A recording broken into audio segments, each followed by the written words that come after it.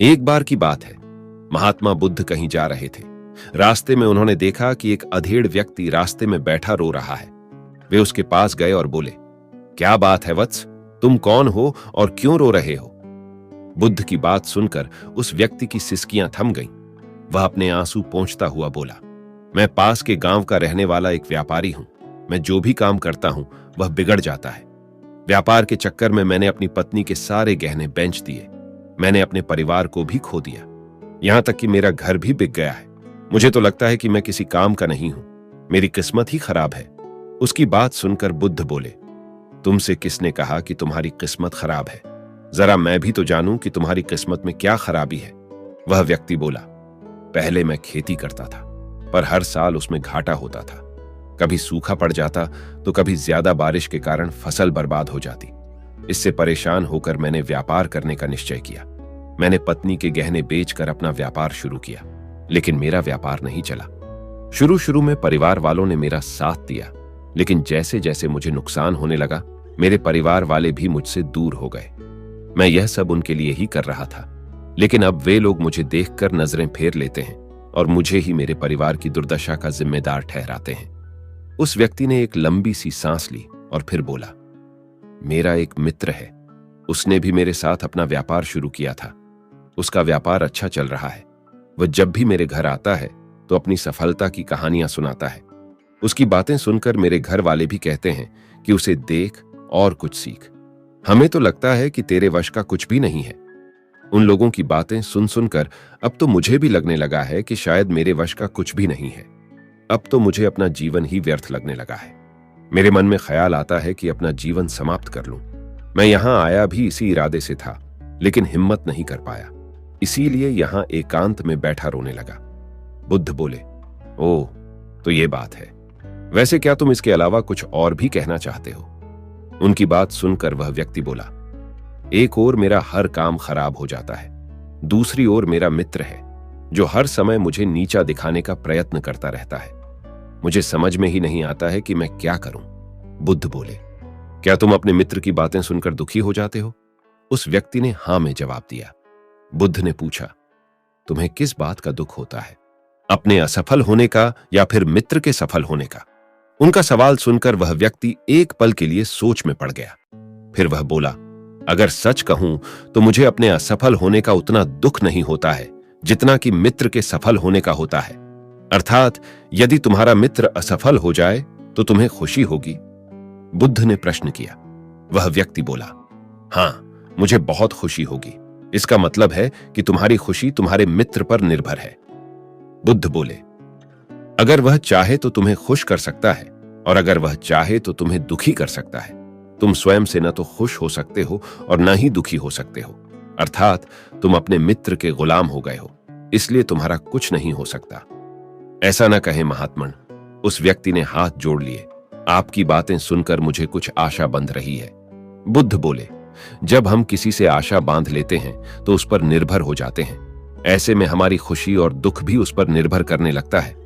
इससे बेहतर है कि तुम अपने आप से आशा बांधो। जब तुम ऐसा करोगे, साथ ही पूरे जतन से काम करोगे, तो तुम्हें सफलता अवश्य प्राप्त होगी।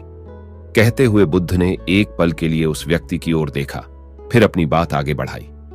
तुम्हें लगता है कि तुम्हारा मित्र तुम्हें दुखी करने आता है, पर अगर विचार करो तो वह बातें तो सच्ची ही कहता है। वह अपने संघर्ष और अनुभव की बातें बताता है। तुम उन बातों से बहुत कुछ सीख सकते हो। तुम्हें इसके लिए उसका धन्यवाद करना चाहिए कि तुम्हें घर बैठे कुछ अनुभव मिल रहे हैं। तुम उन अनुभवों का लाभ उठाओ, नई शुरुआत करो, कर्म करते जाओ, हार मत मानो। एक दिन तुम्हें सफलता अवश्य मिलेगी। आज तुम जिसे अपना बुरा वक्त या बुरी किस्मत कह रहे हो, एक दिन यह बदल जाएगी। इसी के साथ तुम्हारे विचार भी बदल जाएंगे। और देखना, जब तुम्हारा अच्छा वक्त शुरू होगा, तब तुम्हारा मित्र भी तुम्हें अपनी सफलताओं की कहानियां नहीं सुनाएगा, तब वह अपनी असफलताओं की बातें बताएगा, ताकि तुम उसकी बातें सुनकर भ्रमित हो जाओ, तुम्हारा आत्मविश्वास हिल जाए और तुम गलत निर्णय ले सको। लेकिन उस समय भी तुम्हें अपनी बुद्धि का प्रयोग करना होगा। तुम्हारा मित्र जैसे आज तुम्हें दुखी करने आता है, उसी तरह उस समय भी वह तुम्हें दुखी करने आएगा, क्योंकि जिस तरह उसे दुखी देखकर तुम्हें मजा आता है, उसी तरह उसे भी तुम्हें दुखी देखने में उतना ही मजा आता है। वह व्यक्ति बोला, आपने सही कहा, लेकिन मेरा सबसे बड़ा दुख यह है कि मेरे परिवार के लोग भी इसमें शामिल हैं। वास्तव में मैं तो अपने परिवार के लिए अच्छा करना चाहता था, लेकिन वे लोग भी मेरी बात नहीं समझते हैं। वे भी मुझे गलत कहते हैं और अब तो वे मेरे साथ भी नहीं हैं। बुद्ध बोले, मैं सब समझ गया, तुम सांत्वना चाहते हो। वास्तव में इस दुनिया में सभी लोग सांत्वना ही चाहते हैं। हम चाहते हैं कि हम जब भी कुछ करें तो लोग हमारी प्रशंसा करें, लेकिन आमतौर से ऐसा नहीं होता है, इसलिए हम दुखी हो जाते हैं। हमें लगता है कि हमारे मित्र, परिवार वाले सब मतलबी हैं, लेकिन तुम अगर किसी को अपना परिवार मानते हो और उसके लिए कुछ करना भी चाहते हो, तो तुम्हें ऐसा क्यों लगता है कि तुम दूसरों के लिए कुछ कर रहे हो? वास्तव में तुम अपनी खुशी के लिए कर रहे हो। इसलिए परिवार के लिए कुछ करना वास्तव में अपने लिए ही करना होता है। लेकिन अगर ऐसा करते समय तुम्हें लगता है कि तुम दूसरों के लिए कर रहे हो, तो तुम दुखी रहोगे, और अगर तुम्हें लगता है कि तुम अपने लिए कर रहे हो, तो तुम खुश रहोगे, क्योंकि जब तुम अपने लिए कुछ अच्छा करते हो या करना चाहते हो, तब तुम्हें सांत्वना की जरूरत नहीं पड़ती है। बुद्ध की बातें सुनकर उस व्यक्ति के चेहरे के भाव बदल गए। वह बोला, आप सही कह रहे हैं, मैं समझ गया हूं। अब तक मेरी किस्मत खराब इसलिए थी क्योंकि वह दूसरों के हाथ में थी। अब मैं अपनी किस्मत को अपने हाथ में रखूंगा। मैं फिर से प्रयत्न करूंगा, पूरे मन से काम करूंगा, और जब तक सफलता नहीं मिल जाती, चैन से नहीं बैठूंगा। उस व्यक्ति की बात सुनकर बुद्ध मुस्कुराए और उसे एक छोटी सी डिबिया देते हुए बोले, इस डिबिया को हमेशा अपने पास रखना। इसमें एक ऐसा राज है जो तुम्हें बड़े से बड़े दुख से भी बाहर निकाल लेगा, लेकिन इसे तभी खोलना जब तुम्हारे जीवन में कोई रास्ता न सुझाई दे और तुम्हें लगे कि सब व्यर्थ है, ये दुनिया व्यर्थ है और यहां रहना भी व्यर्थ है। उस व्यक्ति ने बुद्ध को धन्यवाद दिया और डिबिया को लेकर चला गया। उसने नए उत्साह के साथ फिर से अपना व्यापार आरंभ किया। उसका व्यापार चल निकला। अपनी मेहनत और लगन के बल पर वह एक बड़ा व्यापारी बन गया। परिवार वाले भी उसके साथ आ गए और उसका जीवन हंसी खुशी बीतने लगा। अब वह भूतकाल का रोना छोड़ चुका था।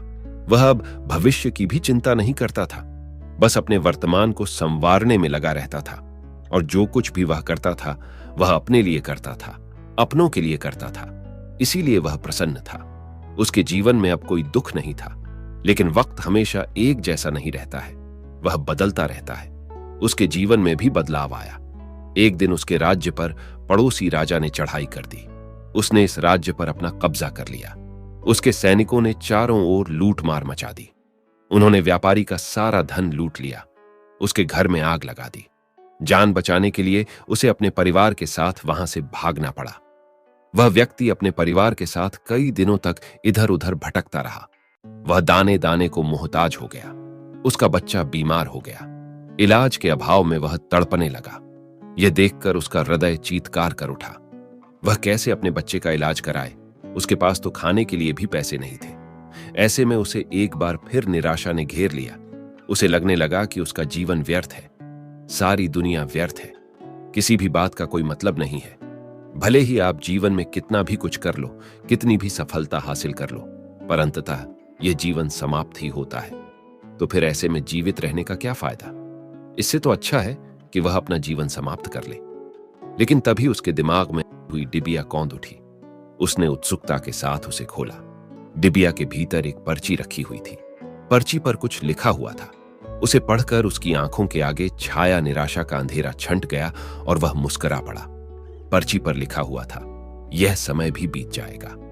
उसने डिबिया को अपनी मुट्ठी में भींच लिया और एक नई शुरुआत के लिए उठ खड़ा हुआ। दोस्तों, अगर आप भी ऐसी ही परिस्थिति से गुजर रहे हैं तो निराश ना हो। अपने अतीत पर शोक मत करें, न ही भविष्य की चिंता करें। अपने वर्तमान को जिएं और उसे बेहतर बनाने के लिए सच्चे मन से प्रयत्न करें। यकीन माने, जल्दी ही हमारी किस्मत भी बदलने लगती है, क्योंकि किस्मत भी हमारे कर्म से बदलती है और हम अपनी किस्मत के निर्माता स्वयं ही होते हैं।